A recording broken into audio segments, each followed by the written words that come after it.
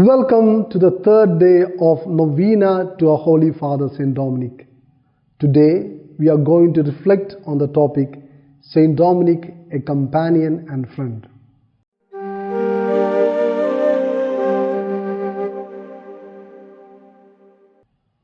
It all began with a journey as he walked on those frozen long roads to the dark deep woods of northern Europe, with a heart burning with love for God and neighbor.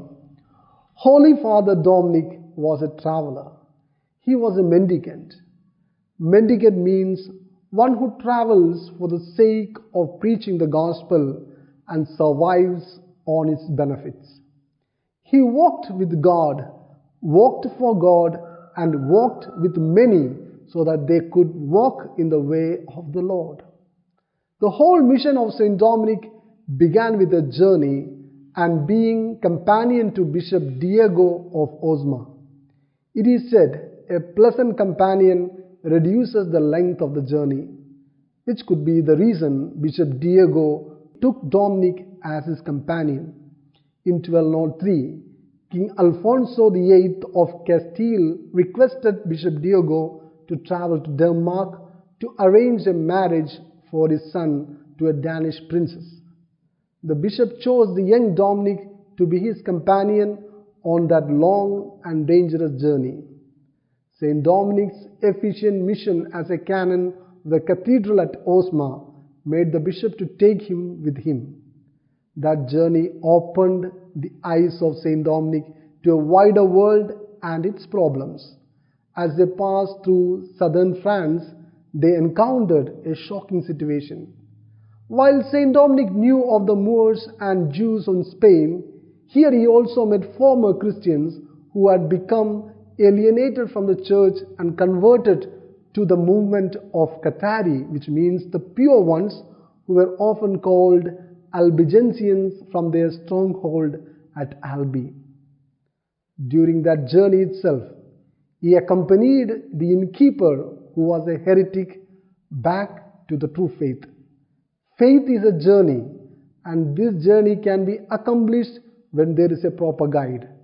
That night in that inn in Toulouse, Saint Dominic engaged in a discussion about some doctrinal matters with the innkeeper, who was probably a deacon of Catharist church. Dominic was moved by meeting this man, deluded by the myth of two gods, one good but remote and hidden, the other evil but creative. Though Saint Dominic was weary as he had to travel whole day, still he sat up all night talking with him, and by dawn had won him back to the true God revealed in Jesus Christ. That journey proved to be the turning point in Saint Dominic's life, which helped him to take the first step to establishing a band of preachers who could fight these heretics. A journey which became an event for the informal inauguration of the Order of Friars Preachers. There, Saint Dominic felt a deep and earnest desire to bring back the lost due to false, wrong doctrines. It was another journey and accompaniment which was the cause for the ecclesial recognition of the order. In 1215, Saint Dominic accompanied Bishop Fulk of Toulouse to the Fourth Lateran Council in Rome and gained permission to found an order of preachers. He traveled, he collaborated, he converted many back to the church, because he made the Word of God his constant companion. He carried with him the Gospels and the Epistles, and he read them on his journeys, so much so it is said that he knew the Gospel of Matthew and the Epistles of St. Paul by heart.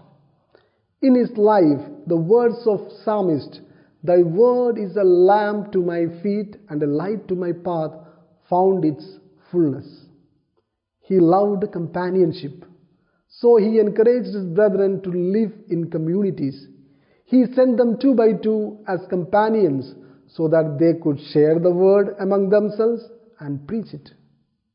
He prayed with his brethren when they were in need of bread, and the angels provided for them. He was indeed a friend of his brethren, so much so that we are told that he was ready to yield to the decisions of the general chapter, which was comprised of his brethren, rather than insisting on his own wishes and opinions. He upheld the democratic mode of administration, where everyone has a place and power to contribute to the governance and mission of the order. His mind, his thoughts, his actions were filled with the love of God and love of neighbor. He remains as a saintly companion for all of us with his teachings and powerful intercession.